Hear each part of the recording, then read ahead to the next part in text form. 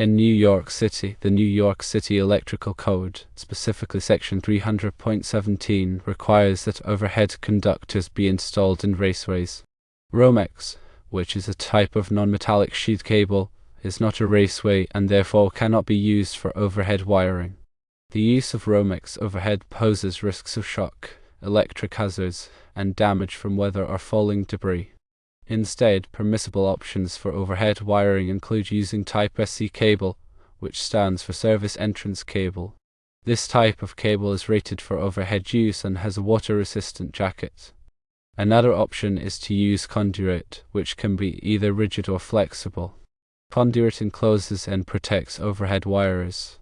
Several additional considerations must be kept in mind. Firstly, distance. The overhead span between the service box and the trailer panel must be within the allowable distance for the type of cable used. Secondly, support. Overhead cables must be properly supported at regular intervals to prevent sagging or damage. Any electrical work, including overhead wiring, requires a permit from the New York City Department of Buildings. The work must also be inspected by a Department of Buildings approved electrical inspector. It is essential to adhere to the electrical codes and regulations in place for the safety of the construction trailers and their occupants.